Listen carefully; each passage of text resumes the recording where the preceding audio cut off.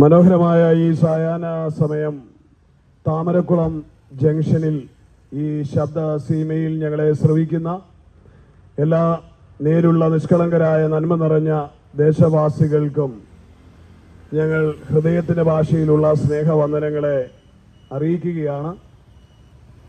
വരുന്ന ഏതാനും മിനിറ്റുകൾ വളരെ വേഗത്തിൽ ഒരു സ്നേഹത്തിൻ്റെ ദൂത്, ഒരു സമാധാനത്തിൻ്റെ സന്ദേശം, കാലിക പ്രസക്തമായ വിഷയങ്ങളെ ഉന്നയിച്ചുകൊണ്ടൊന്ന് ഓർപ്പിച്ച് വിടവാങ്ങുവാനാണ് ഞാൻ ആഗ്രഹിക്കുന്നത്.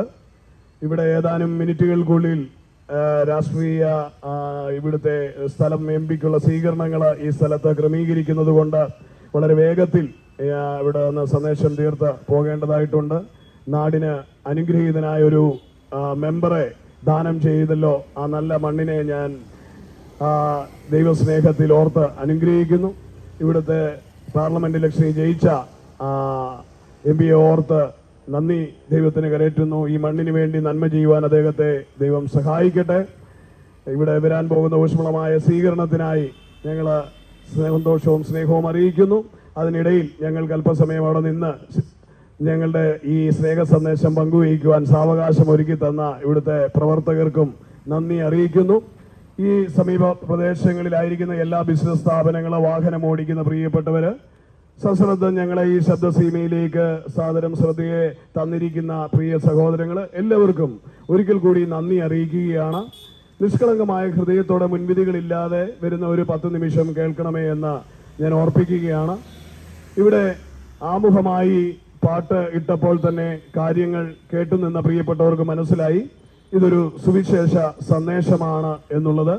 സുവിശേഷ സന്ദേശത്തിന്റെ പ്രസക്തി ഈ കാലഘട്ടത്തിൽ എത്ര വലുതാണ് എന്നുള്ളതൊന്ന് ഓർപ്പിക്കുക എന്നുള്ളതാണ് ഇന്നിവിടെ ആയിരിക്കുന്ന എൻ്റെ കർത്തവ്യം. ഈ കേരളക്കരയുടെ വിവിധ സ്ഥലങ്ങളിലായി കഴിഞ്ഞ കുറച്ച് നാളുകളായി ഏകദേശം 2500-ൽ പരം മീറ്റിങ്ങുകൾ ഇതുപോലെ ഞങ്ങൾ നടത്തി വന്നുകൊണ്ടിരിക്കുകയാണ്. കേരളത്തിന് പുറത്തുള്ള പല സ്റ്റേറ്റുകളിലും, മുംബൈ, അതുപോലെ തന്നെ ആന്ധ്ര, ഒറീസ, ഇങ്ങനെയുള്ള പല തമിഴ്നാട്, ഇങ്ങനെയുള്ള സ്റ്റേറ്റുകളിലും ഒക്കെ കഴിഞ്ഞ കാലങ്ങളിൽ മീറ്റിങ്ങുകൾ ചെയ്തുകൊണ്ടിരുന്നു. ആകാവുന്നിടത്തോളം കാലം, പോകാവുന്നിടത്തോളം, എത്തപ്പെടാവുന്നിടത്തോളം ദേശങ്ങളിലൊക്കെയും ഈ ഒരു സന്ദേശം പറയുവാൻ ഞങ്ങളുടെ സൃഷ്ടിതാവ് അതിനുവേണ്ടി പ്രേരിപ്പിക്കുന്നത് കൊണ്ടാണ് ഇങ്ങനെ കടന്നു വരുന്നത്. ഈ വരുന്നതിന് പിന്നിലെ ആത്യന്തിക ലക്ഷ്യം ഈ ശബ്ദം കേൾക്കുന്ന, ഈ സന്ദേശം കേൾക്കുന്ന ഒരു വ്യക്തിയെങ്കിലും അത് കേട്ട് ഹൃദയത്തിൽ ഏറ്റെടുത്ത് അവർ ആ ദൈവസ്നേഹത്തിലേക്ക് വരണമെന്നുള്ള ആഗ്രഹത്തോടെയാണ് ഇത് ചെയ്യുന്നത്. ഇതിന്റെ ആമുഖമായി പറയുമ്പോൾ ഞാൻ പ്രത്യേകമായി ഒന്ന് ഓർപ്പിക്കട്ടെ, ഇതൊരു മതത്തിന്റെ പ്രചരണമല്ല. ഇതേതെങ്കിലും ഒരു ജാതിയെ ഉയർത്തി കാണിക്കുവാനായിട്ടുള്ളതല്ല. മാനവരാശിയുടെ ആകമാനം രക്ഷയ്ക്ക് വേണ്ടി ഈ ഭൂമിയുടെ പരപ്പിൽ ദൈവം അയച്ച സ്നേഹത്തിന്റെ ദൂതവാഹകൻ, സ്നേഹം കൊണ്ട് ഭൂമിയെ കീഴ്മേൽ മറിച്ചവൻ, മാനവകുലത്തിന് രക്ഷയ്ക്കൊരുക്കിയ ദൈവത്തിന്റെ പുത്രനായി ഈ ഭൂജാതനായ കർത്താവായി യേശു ക്രിസ്തുവിനെ പറ്റിയുള്ള സന്ദേശമാണ് സുവിശേഷം. ആ വിശേഷത്തെ പറ്റി പറയുന്നത് നല്ല വിശേഷം എന്നാണ്. സുവിശേഷം എന്ന് പറഞ്ഞാൽ ക്രിസ്ത്യാനിയുടെ മതപ്രഭാഷണവും നല്ല സുവിശേഷത്തിന്റെ അർത്ഥം. അങ്ങനെയൊക്കെ വ്യാഖ്യാനിക്കുകയും ചിന്തിക്കുകയും ചെയ്ത ക്രിസ്ത്യാനികളും മാലോകരുമൊക്കെ കാണാം. പക്ഷെ അതൊരിക്കലും സുവിശേഷം ക്രിസ്ത്യാനിയുടേതല്ല. സുവിശേഷം സർവശക്തനായ ദൈവത്തിന്റെ മനുഷ്യനോടുള്ള കരുണയുടെ പാത്രമായി തീർന്നതിന്റെ പരിണിത ഫലമായി ദൈവം ഈ ഭൂമിയിലേക്ക് സ്വന്തം പുത്രനെ ആദരിക്കാതെ നമുക്ക് വേണ്ടി ഏൽപ്പിച്ചു തന്ന് മനുകുലത്തെ സ്നേഹിച്ച സ്നേഹത്തിന്റെ സന്ദേശമാണ് സുവിശേഷം എന്ന് പറയുന്നത്. അതിനെപ്പറ്റി ബൈബിൾ വ്യാഖ്യാനം ചെയ്യുന്ന ഒരു പദം എങ്ങനെയാണ്? ദാവീദിന്റെ സന്തതിയായി ജനിച്ച് മരിച്ച് അടക്കപ്പെട്ട് ഉയർത്തെഴുന്നേറ്റിരിക്കുന്ന കർത്താവായി യേശു ക്രിസ്തുവിനെ ഓർത്തുകൊള്ളുവീൻ. അതാണ് സുവിശേഷം എന്ന് പറയുന്നത്. ഈ സുവിശേഷത്തിന്റെ പ്രസക്തി എന്താണെന്ന് ചോദിച്ചാൽ, എന്നെ കേട്ടു നിൽക്കുന്ന പ്രബുദ്ധരായ ദേശവാസികൾ വിദ്യാസമ്പന്നരായിട്ടുള്ളവരാണ്, മത പഠനങ്ങളിൽ നല്ല ജ്ഞാനമുള്ളവരാണ്. നിങ്ങളോട് പ്രത്യേകിച്ച് അതിനെപ്പറ്റി ഞാൻ വർണ്ണിച്ചു തരേണ്ട കാര്യമില്ല. എങ്കിലും ഈ സന്ദേശത്തിന്റെ കാതൽ കാമ്പായിരിക്കുന്ന ക്രിസ്തുവിനെ ഉയർത്തിക്കാട്ടുമ്പോൾ സംഭവിച്ചുകൊണ്ടിരിക്കുന്ന പ്രത്യേകത പറയാം. ഇരുണ്ട വൻകരകളെ പ്രഭാപൂരിതമാക്കിയ ഒരു സന്ദേശമാണ് സുവിശേഷം. കലാപഭൂമികളിൽ സമാധാനം സൃഷ്ടിച്ച ഒരു സന്ദേശമാണ് സുവിശേഷ സന്ദേശം. മദ്യത്താലും ലഹരികളാലും തകർന്നുടഞ്ഞു പോയ വ്യക്തികളുടെ ജീവിതത്തെ രൂപാന്തരപ്പെടുത്തിയ മനോഹരമായ ഒരു സന്ദേശമാണ് സുവിശേഷം എന്ന് പറയുന്ന സന്ദേശം. അത് അടിച്ചമർത്തും തോറും വർദ്ധിച്ചു പെരുകി വരുന്ന ഒരു സന്ദേശമാണ് സുവിശേഷം. കാരാഗ്രഹത്തിനോ ഇരുമ്പ് ദണ്ഡുകൾക്കോ തോക്കുകൾക്കോ കത്തികൾക്കോ വാളുകൾക്കോ കൊലപാതകങ്ങൾക്കോ കൊടിയ പീഡനങ്ങൾക്കോ ഒന്നും അടിച്ചമർത്താൻ കഴിയാതെ പിടിച്ചടക്കാൻ കഴിയാത്ത നിലയിൽ ലോകത്തിന്റെ 7 വൻകരകളിലും പടർന്നു പന്തലിച്ച സ്നേഹ സമൃദ്ധിയുടെ സന്ദേശമാണ് സുവിശേഷം. ഈ സന്ദേശം കടന്നു ചെന്നിടത്ത് വ്യക്തികൾ രൂപാന്തരപ്പെട്ടു, അതുപോലെ കുടുംബങ്ങൾ അനുഗ്രഹമായി രൂപാന്തരപ്പെട്ടു, അത് നിമിത്തം ദേശങ്ങൾ അനുഗ്രഹിക്കപ്പെട്ടു, അത് നിമിത്തം രാജ്യങ്ങൾ അത്ഭുതകരമായ അഭിവൃദ്ധി പ്രാപിക്കുവാനിടയായിത്തീർന്നു. അതുപോലെ തന്നെ ഇരുണ്ട മനുഷ്യ ജീവിതത്തിന്റെ അനാചാരങ്ങളുടെയും ദുഷ്കർമ്മങ്ങളുടെയും പ്രവണതകൾക്ക് അറുതി വരുത്തിക്കൊണ്ട് പല രാജ്യങ്ങളും പല നാടുകളും വെളിച്ചമുള്ളതായി തീർന്നു, പ്രഭാപൂരിതമായി തീർന്നു. ഇതിന്റെ പ്രത്യേകത എന്താണെന്ന് ചോദിച്ചാൽ ഇത് ഇരുളിനെ നീക്കുന്നതാണ്, പാപത്തെ നീക്കുന്നതാണ്, ഇത് അക്രമത്തെ ഒഴിവാക്കുന്നതാണ്, ഇത് അസഹിഷ്ണുതകളെ നീക്കുന്നതാണ്, അസമാധാനത്തെ മാറ്റുന്നതാണ്, അതെ ദുഃഖത്തെയും ദാരിദ്ര്യത്തെയും തുടഞ്ഞു നീക്കുന്നതാണ്.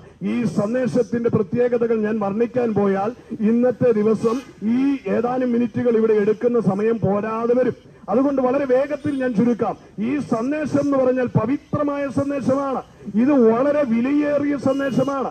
ഇത് കവലകളിലും മറ്റു പലയിടത്തും ഘോഷിക്കുന്നത് കേൾക്കുമ്പോൾ ആൾക്കാർ വിചാരിക്കും ഒരു നിവൃത്തിയും ഇല്ലാതെ ഒരു പരിപാടിയും ഇല്ലാതെ ഇറങ്ങി നടന്ന പറയുന്ന ഒരു സന്ദേശം അല്ലെങ്കിൽ ഉപദേശിമാർ എന്നുള്ള ഒരു മുദ്ര ചാർത്തൽ ഇതിനുണ്ട്.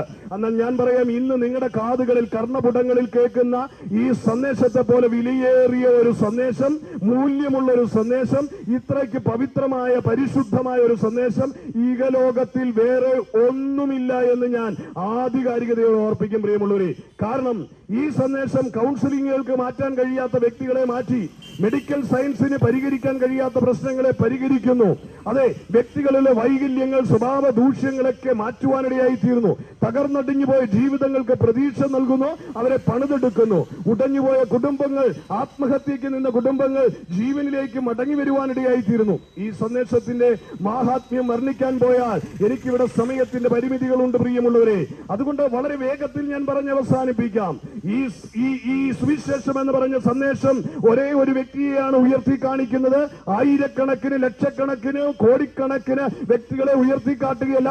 ഒരേ ഒരു നായകൻ, സുവിശേഷത്തിന്റെ നായകൻ. അതെ, സുവിശേഷത്തിന്റെ നായകൻ എന്ന് പറയുന്നത് കർത്താവായ യേശു ക്രിസ്തു, നസറേത്തുകാരനായ യേശു ക്രിസ്തു. അതെ, ആ യേശുവിനെയാണ് ഇവിടെ ഉയർത്തുന്നത്. ആ നാമത്തെ പറ്റി വിശുദ്ധ ബൈബിൾ പറയുന്നത് സകല നാമങ്ങളെക്കാളും മേലായ നാമം എന്നാണ് പറയുന്നത്. എല്ലാ മുഴങ്കാലും അടങ്ങുന്ന നാമം എന്നാണ് ആ നാമത്തെ പറ്റി പറയുന്നത്. ഇന്ന് ദേശത്ത് ഈ നാമം ഞാൻ പറയുമ്പോൾ ദേശത്തിന് മേലുള്ള ഇരുട്ടിന്റെ അധികാരങ്ങൾ ഇന്ന് വിറയ്ക്കുകയും അത് ഇതിനു മുൻപിൽ മുട്ടുമടക്കാനും ഇടയായിത്തീരും. അതുകൊണ്ടാണ് ഈ സന്ദേശം ചങ്കുറപ്പോടെ എവിടെയും പറയുവാനുള്ള ആധികാരികത ഇതിൽ വിശ്വസിക്കുന്നവർക്കുണ്ടാകുന്നത്. കാരണം ഇതിന്റെ പേരിൽ അക്രമങ്ങൾ നേരിട്ടാലും, ആ ഭീഷണികളോ അടികളോ എന്തുപദ്രവങ്ങളോ നേരിട്ടാലും വീണ്ടും അവർ എഴുന്നേറ്റ് കാലുകൾ ഊന്നി മൺപരപ്പിൽ നിന്ന് വിളിച്ചു പറയും, യേശു മാത്രം ഏക കർത്താവ് എന്ന് വിളിച്ചു പറയും. അതിന്റെ കാര്യം എന്നാന്ന് ചോദിച്ചാൽ അതാണ് സത്യം, അതാണ് വാസ്തവം. കാരണം വിശുദ്ധ ബൈബിൾ ഇങ്ങനെ പറയുന്ന, ആകാശത്തിന്റെ കീഴിൽ മനുഷ്യരുടെ ഇടയിൽ ഭൂമിയിൽ രക്ഷിക്കപ്പെടുവാൻ നൽകപ്പെട്ടിരിക്കുന്ന ഏക നാമം എന്ന് പറയുന്നത് കർത്താവായ യേശുവിന്റെ നാമമാണ്. അപ്പോൾ മനുഷ്യരാശിയുടെ രക്ഷയ്ക്ക് വേണ്ടി ഒരുക്കപ്പെട്ട നാമമാണ് സുവിശേഷത്തിന്റെ കാതലായിരിക്കുന്ന ക്രിസ്തു യേശു എന്ന നാമം. ആ നാമം ഉയർത്തപ്പെട്ടാൽ സംഭവിക്കുന്നത്, ഇന്ന് ഈ ശബ്ദസീമയിൽ കേൾക്കുന്ന ഏതൊരു വ്യക്തിയും ഈ നാമത്തിലേക്ക് ആശ്രയിക്കാൻ തിരിയുന്നോ അവന്റെ ജീവചരിത്രം മാറും. കാരണം ഈ ഭൂമിയുടെ ചരിത്രം ഇങ്ങനെ AD എന്നും BC എന്നും മാറ്റപ്പെടുവാൻ കാരണമായി തീർന്നത്, ഇനിയും പുതിയ ചരിത്രം ആരേലും എഴുതി ചേർത്ത് ഞങ്ങളൊരു പുതിയ ഹിസ്റ്ററി രചിക്കുക എന്ന് പറഞ്ഞ് ഏത് രാജ്യക്കാരോ ഏത് നാടുകാരോ രചിച്ചാലും ചരിത്രമാണ്. ആഫ്റ്റർ ക്രിസ്തു, അത് കർത്താവിന് മുൻപും കർത്താവിന് ശേഷവും എന്നാണ്, യേശുവിന് ശേഷവും എന്നാണ് AD എന്നും BC എന്നും പറയുന്നത്. അപ്പൊ ലോക ചരിത്രത്തെ AD എന്നും BC എന്നും തിരുത്തിയത്, അതെ, നസറേത്തുകാരനായ ഈ യേശു ക്രിസ്തുവിന്റെ നാമം ഈ ഭൂമിയിലേക്ക് അവൻ വന്നതുകൊണ്ട്, ആ വന്നത് നിമിത്തം മാറ്റപ്പെട്ടതാണെങ്കിൽ ആ കർത്താവായി യേശുവിൽ വിശ്വസിക്കുന്നവന്റെ ചരിത്രവും അതുപോലെ തന്നെയാണ്. അവന്റെ പാപപങ്കുലമായ ചരിത്രത്തിൽ നിന്ന് അനുഗ്രഹ സമ്പൂർണതയുടെ ഒരു ചരിത്രത്തിലേക്ക് മാറും. അവന്റെ തകർന്ന അനുഭവത്തിൽ നിന്ന് ഉയർപ്പിന്റെ ഒരു ചരിത്രത്തിലേക്ക് മാറും. അതെ, ജീവിതത്തിൽ എഴുതിത്തള്ളപ്പെട്ട് നിരാശയുടെയും ശൂന്യതയുടെയും ആത്മഹത്യയുടെയും മുൻപിൽ നിന്നവൻ ജീവന്റെ സമൃദ്ധിയിലേക്ക് കടന്നു വരുന്ന ഒരു ചരിത്രമുണ്ടാകും. അതാണ് സുവിശേഷത്തിന്റെ പ്രത്യേകത. സുവിശേഷത്തിന് ആക്ച്വലി ശരിയായി പറഞ്ഞാൽ ഒരു മനുഷ്യന്റെ ജീവിതത്തെ പിടിച്ചുയർത്തുവാൻ കഴിയും. അധർമ്മത്തിൽ കിടക്കുന്ന, തളർന്നു കിടക്കുന്ന, പരാജിതനായ ഒരു വ്യക്തിയുടെ ജീവിതത്തെ പണിതെടുക്കുവാൻ കഴിയുന്ന ഈ ഏക സന്ദേശം എന്ന് പറയുന്നത് കർത്താവായ യേശുവിന്റെ സന്ദേശമാണ്. ലോകത്തിലെ ഏത് ചരിത്ര പുസ്തകങ്ങൾ പഠിച്ചാലും, ഏത് തത്വജ്ഞാനികൾ എഴുതിയ ആശയങ്ങൾ നിങ്ങൾ പഠിച്ചാലും അതിനൊക്കെ പരിമിതികളുണ്ട്. എന്നാൽ ഇന്ന് പകൽ ഞാൻ പ്രസംഗിക്കുന്ന കർത്താവായ യേശു ക്രിസ്തുവിന്റെ നാമം എന്നെ കേട്ടു നിൽക്കുന്ന ഈ പ്രിയ വ്യക്തിയെ, നിന്റെ ജീവിതത്തെ മാറ്റുവാൻ, നിന്റെ ജീവിതത്തിന്റെ ദുരിതങ്ങളെ തുടച്ചു നീക്കുവാൻ, നിന്റെ ശാപഗ്രസ്തമായ ബന്ധിക്കപ്പെട്ട ജീവിതത്തിന് വിടുതൽ നൽകുവാൻ യേശു ക്രിസ്തുവിന്റെ ഈ നാമത്തിന്, ഈ സന്ദേശത്തിന് കഴിയുമെന്ന് ഓർപ്പിച്ചുകൊടുത്തേ. വിശുദ്ധ ബൈബിളിൽ കർത്താവായ യേശു ക്രിസ്തു പറഞ്ഞൊരു പദം പറഞ്ഞ് ഞാൻ വേഗത്തിൽ അവസാനിപ്പിക്കുക. യേശു ഈ പ്രകാരം പറഞ്ഞു, ഞാൻ ലോകത്തിന്റെ വെളിച്ചമാ, എന്നിൽ വിശ്വസിക്കുന്നവൻ ഇരുളിൽ നടക്കാതെ ജീവന്റെ വെളിച്ചമുള്ളവനായി തീരും. എന്താണ് പറഞ്ഞത്? ഇരുളിൽ നടക്കാതെ ജീവന്റെ വെളിച്ചമുള്ളവനായി തീരും. എന്നെ കേൾക്കുന്ന പ്രിയമുള്ളവരെ, മനുഷ്യ ജീവിതത്തിന്റെ ഇരുൾ മൂടിയ അനുഭവങ്ങൾക്ക് മാറ്റം തരുവാൻ, അവന്റെ ജീവിതത്തിന് പ്രഭ പകരുവാൻ കഴിയുന്ന സന്ദേശമാണ് സുവിശേഷം. ഇരുട്ടിന്റെ അനുഭവത്തിൽ കടന്നു പോകുക എന്ന് പറഞ്ഞാൽ അറിയാം, വഴിയറിയാതെ തപ്പിത്തടയുന്ന ജീവിതാനുഭവങ്ങൾ, ദുരിതത്തിന്റെ ഭാണ്ഡക്കെട്ടുകൾ പേറിയുള്ള ജീവിതം, അധ്വാനിച്ചിട്ട് ജീവിതം പുലർത്തുവാൻ കഴിയാത്ത അനുഭവങ്ങൾ, രോഗബന്ധിതമായ അനുഭവങ്ങൾ, കലഹം നിറഞ്ഞ ഭവനാന്തരീക്ഷങ്ങൾ, അതെ, ജീവിതം അറുത്തു മുടിച്ച് പിശാച് ഉടച്ചു തീർത്ത ജീവിതാനുഭവത്തെയാണ് ഇരുൾ മൂടിയ ജീവിതം എന്ന് പറയുന്നത്. എന്നെ കേൾക്കുന്ന പ്രിയമുള്ളവരെ, ലഹരി കാർന്നെടുത്ത നിന്റെ ജീവിതം എന്താണ്? ഇരുട്ടു നിറഞ്ഞ ജീവിതമാണ്. കുടുംബം തകർന്ന നിന്റെ ജീവിതം എന്താണ്? ഇരുട്ടിന്റെ അനുഭവമാണ്. സാമ്പത്തികമായി തകർന്നുടഞ്ഞ് ദാരിദ്ര്യത്തിന്റെ കുപ്പക്കയത്തിൽ കിടക്കുന്ന ജീവിതാനുഭവം ഇരുട്ടിന്റെ അനുഭവമാണ്. ഇരുളെന്ന് പറയുന്നത് ഈ ഭൂമിയിൽ മനുഷ്യനെ തകർത്തുടച്ചു കളയുന്ന പാപത്തിന്റെ പരിണിത ഫലമായി ഉണ്ടായിരിക്കുന്ന പിശാചിന്റെ വൈകൃതമാണ് ഇരുട്ട്. ഇരുട്ട് എന്താണ്? മനുഷ്യനെ സകലവിധ ദോഷങ്ങളിലേക്കും നയിക്കുന്നതാണ്. ഇരുട്ട് മനുഷ്യന്റെ ജീവിതത്തെ ആത്മഹത്യയിലേക്ക് നടത്തുന്നതാണ്. ഇരുട്ട് മനുഷ്യന്റെ പ്രതീക്ഷകളെ തല്ലിക്കെടുത്തുന്നതാണ്. ഇരുട്ട് മനുഷ്യന്റെ സ്വപ്നങ്ങളെ അസ്തമിപ്പിക്കുന്നതാണ്. എന്നാൽ പ്രഭ എന്ന് പറഞ്ഞാൽ എന്താണ്? പ്രതീക്ഷ അറ്റുപോയവന് വെളിച്ചം പകരുക എന്ന് പറഞ്ഞാൽ പ്രതീക്ഷയുടെ ചിറകുകളെ അവന് വെച്ചുപിടിപ്പിക്കുന്നതാണ്. അതുകൊണ്ട് ഇന്നലെ കേൾക്കുന്ന പ്രിയമുള്ളവരെ, ഇരുൾ മൂടിയ ജീവിതത്തിൽ നിന്ന് പ്രഭാപൂരിതമായ ഒരു ജീവിതത്തിലേക്കാണ് ക്രിസ്തു നിങ്ങളെ വിളിക്കുന്നത്. നീ ഏത് സാഹചര്യ ജീവിതാനുഭവത്തിലൂടെ, തിക്തകരമായ ജീവിതാനുഭവത്തിലൂടെ കടന്നു പോകുന്നതെങ്കിലും കർത്താവായ യേശു പറയുകയാണ്, ഞാൻ ലോകത്തിന്റെ വെളിച്ചമാ, എന്നിൽ വിശ്വസിക്കുന്നവർ ഇരുട്ടിൽ നടക്കാതെ ജീവന്റെ വെളിച്ചമുള്ളവനായി തീരും. അതെ, ഇരുട്ടിന്റെ പ്രവർത്തികളിൽ നിന്നൊരു വിടുതൽ ആഗ്രഹിക്കുന്നുവെങ്കിൽ കർത്താവായ യേശു ക്രിസ്തുവിലേക്ക് നിങ്ങളുടെ ഹൃദയം തുറന്നു കൊടുക്കാം. യേശുവിലേക്ക് നിങ്ങളുടെ ഹൃദയം തുറന്നു കൊടുത്താൽ എന്ത് സംഭവിക്കും? ഇരുളിന് പ്രഭ പകരുവാനിടയായിട്ട് വെളിച്ചം നിന്റെ ജീവിതത്തിലേക്ക് കടന്നു വന്നാൽ എന്താണ് സംഭവിക്കുക? സ്വസ്ഥതയുള്ള ഒരു ജീവിതം, ലക്ഷ്യബോധമുള്ള ഒരു ജീവിതം, സമാധാനമുള്ള ഒരു ജീവിതം, സന്തോഷം നിറഞ്ഞൊരു ജീവിതം, അതെ, മടങ്ങി വരുവാനിടയായിത്തീരും. അതുകൊണ്ട് ഇന്ന് സായാഹ്നം ഈ ദേശത്തോട് സംസാരിക്കുവാൻ ആഗ്രഹിക്കുന്നത് ഇരുണ്ട നിന്റെ ജീവിത അനുഭവങ്ങൾക്കൊരു വിടുതലിനായി കർത്താവായി യേശുവിലേക്ക് വിശ്വസിക്കണം എന്ന് പറയുവാൻ വേണ്ടിയാണ് ഞാൻ ആ വചനഭാഗം എടുത്തത്. അപ്പോൾ ഇരുളിന്റെ ദുഷ്ഫല പ്രവർത്തികളിൽ നിന്നുള്ള വിമോചനത്തിന് കർത്താവായി യേശുവിനെ ഹൃദയത്തിലേക്ക് നിങ്ങൾക്ക് ക്ഷണിക്കാം. യേശുവേ എന്ന് വിളിച്ചു കഴിഞ്ഞാൽ കർത്താവ് നിങ്ങളുടെ ഹൃദയത്തിലേക്ക് കടന്നു വരികയും നിങ്ങളുടെ ഹൃദയ സിംഹാസനം വാഴുവാനിടയായി തീരുകയും ചെയ്യും. വിശുദ്ധ ബൈബിൾ പറയുന്നതിന്, ഞാൻ ഹൃദയവാതിൽക്കൽ നിന്ന് മുട്ടുകയാണ്, ആരെങ്കിലും എന്റെ ശബ്ദം കേട്ടിന്ന് വാതിൽ തുറന്നാൽ ഞാൻ അവനോട് കൂടെ അത്താഴം കഴിക്കുവാനിടയായി തീരും. അതെ, എന്നെ കേൾക്കുന്ന പ്രിയമുള്ളവരെ, ഇരുണ്ട ജീവിതത്തിന്റെ വാതിൽക്കൽ, ഇരുൾ മൂടിയതിന്റെ ജീവിത വാതിൽക്കൽ കർത്താവായ യേശുവിന്റെ സ്നേഹമെന്ന് മുട്ടുന്നതാണ് ഇന്ന് ഈ ശബ്ദത്തിലൂടെ നീ കേട്ടുകൊണ്ടിരിക്കുന്നത്. നിന്റെ തകർന്നുപോയ വിദ്യാഭ്യാസത്തെ പണിയുവാൻ, നിന്റെ പരാജയപ്പെട്ട ജീവിതത്തെ പണിതുയർത്തുവാൻ, നിന്റെ ശൂന്യമായ ജീവിതത്തിന് പ്രതീക്ഷ നൽകുവാൻ, സമാധാനമില്ലാത്ത കുടുംബത്തിൽ സമാധാനം നൽകുവാൻ നീ അറുത്തു മുടിച്ച് പിശാച് നിന്റെ ജീവിതത്തെ തുലച്ചു വെച്ചെങ്കിൽ അതിൽ നിന്നൊരു വിമോചനത്തിനായി യേശുവിനെ ഹൃദയം തുറന്ന് ക്ഷണിക്കണമെന്ന് ആഹ്വാനം ചെയ്യുകയാണ് ഇന്ന് സായാഹ്നത്തെ ഈ സന്ദേശം. അതെ, വീണ്ടും വചനം പറയുന്നത് ഇപ്രകാരമാണ്, അതെ, ഞാൻ തന്നെയാണ് വഴിയും സത്യവും ജീവനുമെന്ന് കർത്താവായ യേശു ക്രിസ്തു പറയുക. അവൻ ലോകത്തിന്റെ വെളിച്ചമാണെന്ന് പറഞ്ഞു, ഇരുട്ടിൽ നടക്കുന്നവന് വെളിച്ചം പകരുവാൻ വന്നതാന്ന് പറഞ്ഞു. അവൻ പറയാൻ, ഞാൻ തന്നെയാണ് വഴിയും സത്യവും ജീവനും. ഇഹലോകം കണ്ട തത്വജ്ഞാനികളും, അതെ, രാജാക്കന്മാരും, അതെ, പ്രഭുക്കന്മാരും, ലോകത്തെ കീഴ്മേൽ മരിച്ചവരുമൊക്കെ പല പല ആശയങ്ങളും ഈ ഭൂമിയിൽ പറഞ്ഞിട്ട് പോയെങ്കിലും ആരും ലോകത്തെ നോക്കി പറഞ്ഞില്ല, ഞാൻ തന്നെയാണ് വഴിയും സത്യവും ജീവനുമെന്ന്. ആർജവത്തോടെ ഞാനിന്ന് ഉയർത്തി പറയട്ടെ, എന്നെ കേൾക്കുന്ന പ്രബുദ്ധരായ ജനം, എനിക്കറിയാം വിവേകമുള്ളവരാണ്, വിദ്യാസമ്പന്നരാണ്, ലോകത്തിൽ സ്വതന്ത്രം ഞാൻ തന്നെ വഴി എന്ന് പറഞ്ഞ മറ്റൊരുവനും ഈ പ്രപഞ്ചത്തിൽ വന്നു പോയിട്ടില്ല. അത് കർത്താവായ യേശു ക്രിസ്തുവ. ഞാൻ തന്നെ വഴിയും സത്യവും ജീവനുമാകുന്നു. എന്നെ കേൾക്കുന്ന പ്രിയമുള്ളവരെ, അതേ ദൈവരാജ്യത്തിലേക്ക്, പിതാവിന്റെ സന്നിധിയിലേക്ക്, സ്വർഗത്തിലേക്ക്, നിത്യത എന്ന വഴിയിലേക്ക് യാത്ര ചെയ്യുവാൻ മനുഷ്യരാശിക്കൊരുക്കിയ ഏക വഴി ക്രിസ്തു അത്രേ. പക്ഷെ ലോകം മുഴുവൻ പല പല വിശുദ്ധന്മാരെയും പല പല പുണ്യവാളന്മാരെയും മനുഷ്യ ദൈവങ്ങളെയും മനുഷ്യന്റെ ഹൃദയത്തിൽ തോന്നിയ രൂപങ്ങളെയും ഒക്കെ ദൈവമെന്ന സങ്കല്പത്തിൽ വിളിച്ചുകൊണ്ട് രക്ഷയ്ക്കായി അപേക്ഷിക്കുമ്പോൾ സാക്ഷാൽ ദൈവം സ്വർഗം വിട്ടി താഴ്ന്ന ഭൂമിയിലേക്ക് വന്നിട്ട് പറഞ്ഞു, ഞാനാകുന്നു വഴി, ഞാനാകുന്നു സത്യം. നിങ്ങൾ കേട്ടതെല്ലാം അസത്യമാണ്. നിങ്ങൾ കേട്ടതും ആചരിച്ചതും അനുഷ്ഠിക്കുന്നതുമൊക്കെ പിശാചിന്റെ കാപട്യമാണ്. എന്നാൽ ഞാൻ ലോകത്തിൽ വന്നത് മനുഷ്യകുലത്തെ രക്ഷിപ്പാൻ, മനുഷ്യകുലത്തെ ദൈവത്തോട് നിരപ്പിപ്പാൻ. അതെ, എന്നെ കേൾക്കുന്ന പ്രിയമുള്ളവരെ, കർത്താവായ യേശു ക്രിസ്തു മാത്രമാണ് വഴി.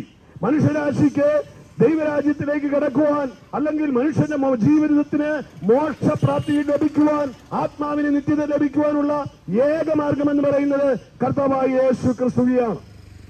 അതുകൊണ്ട് ഇന്ന് പകൽ എന്നെ ഈ സായാഹ്നം കേട്ടുകൊണ്ടിരിക്കുന്ന പ്രിയമുള്ളവരെ, നിങ്ങൾ ആരിലൊക്കെ ആശ്രയിച്ചു എന്നുള്ളതല്ല, ഇന്ന് സായാഹ്നം നിങ്ങൾക്ക് ആശ്രയിക്കുവാൻ ഇതാ സത്യ ഏക ദൈവമായ കർത്താവായ യേശു ഇതാ നിങ്ങളുടെ ഹൃദയവാതിക്കൽ വന്നു മുട്ടുകയാണ്.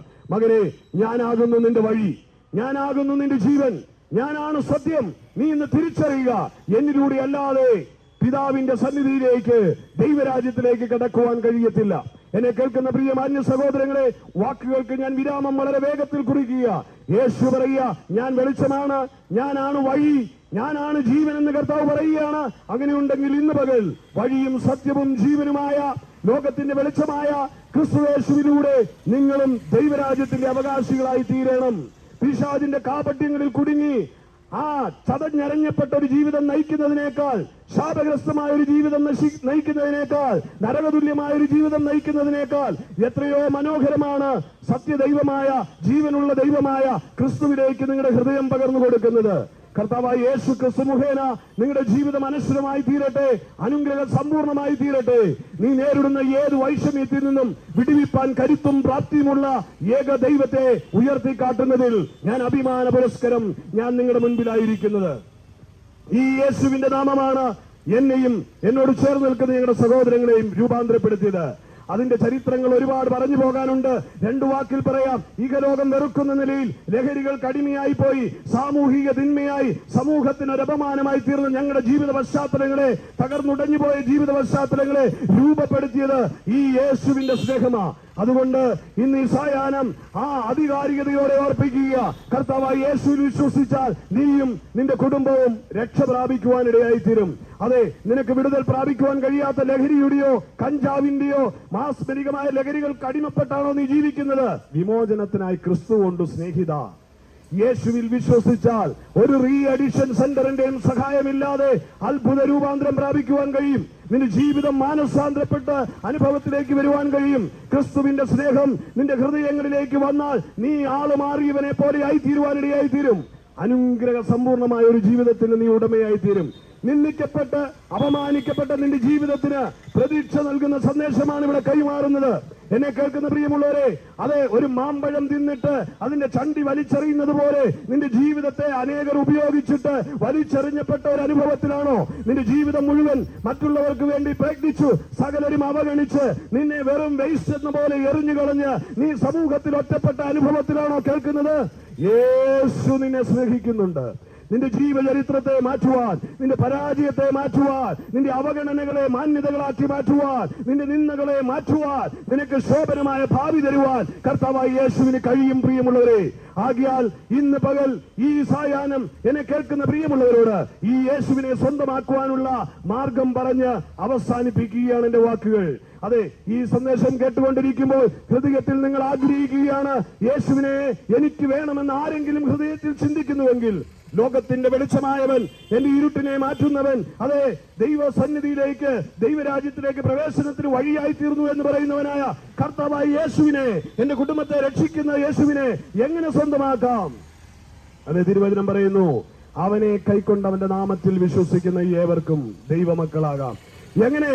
യേശുവിനെ കൈക്കൊണ്ട് യേശുവിന്റെ നാമത്തിൽ വിശ്വസിക്കുന്ന ഏവർക്കും ദൈവമക്കളാകാം. എങ്ങനെ? ഇപ്രകാരം തിരുവചനം പറയുന്നു, യേശു എന്റെ പാപത്തിന്റെ പരിഹാരത്തിനായി മരിച്ചടക്കപ്പെട്ട് ഉയർത്തെഴുന്നേറ്റ് ജീവിക്കുന്നുവെന്ന് ആര് ഹൃദയം കൊണ്ട് വിശ്വസിച്ചിട്ട് നീതിക്കായി നാവുകൊണ്ട് ഏറ്റുപറയുന്നുവോ അവർ രക്ഷിക്കപ്പെടുവാനിടയായി തീരും. രക്ഷിക്കപ്പെടുക എന്ന് പറഞ്ഞാൽ പെന്തക്കോസുകാരനാകുക എന്നുള്ളതല്ല അർത്ഥം. രക്ഷിക്കപ്പെടുക എന്ന് പറഞ്ഞാൽ ദൈവ പൈതലാകുക എന്നുള്ളത് അർത്ഥം. പെന്തക്കോസുകാരൻ ദൈവ പൈതലാണെന്ന് ഒരിടത്തും എഴുതി വെച്ചിട്ടില്ല.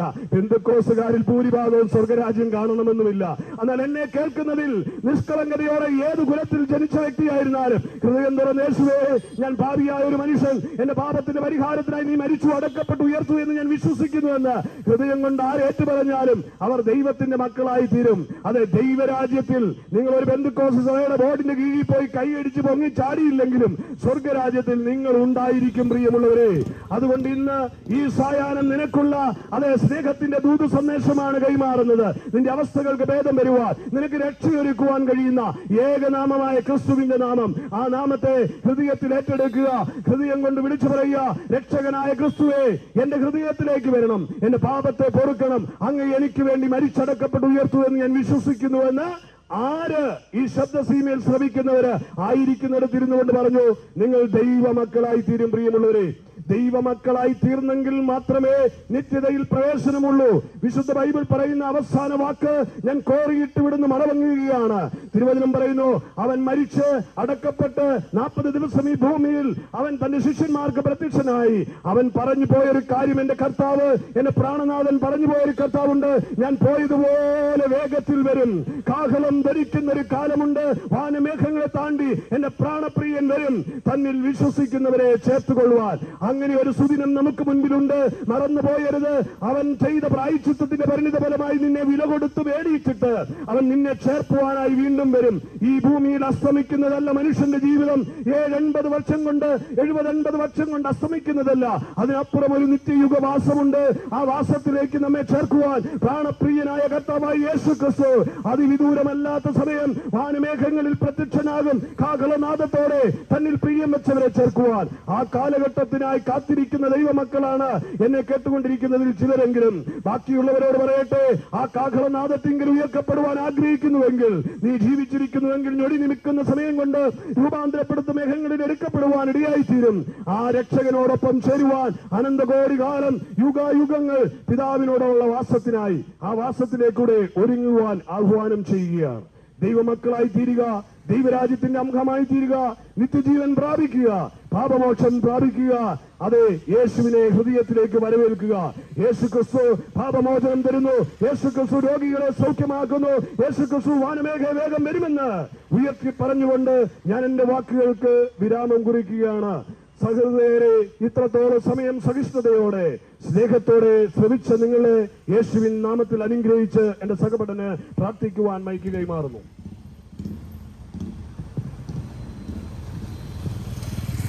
ഹല്ലേലൂയ. ഇത്രത്തോളം ഞങ്ങളെ ശ്രവിച്ച ദേശവാസികള്, വ്യാപാര സമുദായം, വാഹനം ഓടിക്കുന്നവരെല്ലാവരെയും എല്ലാവർക്കും ഒരിക്കൽ കൂടി നന്ദി പറഞ്ഞുകൊണ്ട് നമുക്ക് ഒരു നിമിഷം പ്രാർത്ഥിക്കാം. രക്ഷകനായ ക്രിസ്തു അല്ലാതെ വേറെ ഒരു നാമമില്ല. വേറൊരു രീതിയിലും നമുക്ക് രക്ഷ നേടുവാൻ സാധിക്കുകയില്ല. ഒരേ ഒരു നാമം, യേശു ക്രിസ്തുവിന്റെ നാമം മാത്രം. ആ നാമം ഉയർത്തി കാണിക്കുവാൻ ഞങ്ങൾക്ക് ദൈവം തന്ന ഈ സമയവും, ദൈവം ഞങ്ങൾക്ക് തന്ന ഈ സാഹചര്യവും കാരണമെന്ന് വെച്ച് കഴിഞ്ഞാൽ ഞങ്ങളുടെ ജീവിതത്തിന്റെ രീതികള്, ഞങ്ങളുടെ ജീവിതങ്ങളുടെ രീതികൾ വ്യത്യാസകരമായിരുന്നു. മദ്യത്തിന്റെയും മയക്കുമരുന്നിന്റെയും അടിമത്തത്തിൽ നിന്ന് ഞങ്ങളെ വിടുവിച്ച ഒരേ ഒരു നാമം എന്ന് വെച്ച് കഴിഞ്ഞാൽ ഒരേ ഒരു നാമം ക്രിസ്തുവിന്റെ നാമമാണ്. അതുകൊണ്ട് ഞങ്ങൾക്ക് സ്വാതന്ത്ര്യം വന്നു, സ്വാതന്ത്ര്യം കിട്ടി. ആ സ്വാതന്ത്ര്യം കൊണ്ട് ഞങ്ങൾ ഇന്ന് ആ ക്രിസ്തുവിനെ കവലകളിലെല്ലാം ഉയർത്തുന്നു. നമുക്ക് പ്രാർത്ഥിക്കാം. കാരുണ്യവാനായ ദൈവമേ, നല്ലവനായ സ്വർഗീയ പിതാവേ, ഈ ദിവസം ഞങ്ങൾക്ക് ഇവിടെ വന്ന് കാലുകുത്തുവാൻ തന്ന സമയത്തിനായി സ്തോത്രം ചെയ്യുന്നു. എന്റെ ദൈവമായ കർത്താവേ, വചനം പ്രഘോഷിച്ച ദൈവത്തിന്റെ ദാസനെ തൃക്കനിൽ തരുന്ന കർത്താവ്, ഇന്ന് കർത്താവായ ദൈവമേ, അനുഗ്രഹിക്കണമേ. എന്റെ ദൈവമായ കർത്താവ് ഈ ദേശത്തെ അനുഗ്രഹിക്കണം, ഈ ദേശവാസികളെ അനുഗ്രഹിക്കണം. എന്റെ കർത്താവ് വ്യാപാര വ്യവസായികള്, എന്റെ കർത്താവ് ബിസിനസ്സുകളെല്ലാം മെച്ചപ്പെടണം കർത്താവ്. എന്റെ കർത്താവ് ജീവിതത്തിന് മാറ്റമുണ്ടാകണം, പരിവർത്തനം ഉണ്ടാകണം. ദൈവത്തിന്റെ നാമം മഹത്വപ്പെടുമാറാകട്ടെ. ദൈവമായ കർത്താവ് എല്ലാം സർവജ്ഞനായ ദൈവത്തിന്റെ തൃക്കരങ്ങളിൽ സമർപ്പിക്കുന്നു. എല്ലാം ജീവമുള്ള യേശു ക്രിസ്തുവിന്റെ നാമത്തിൽ തന്നെ. ആമേൻ, ആമേൻ, ആമേൻ.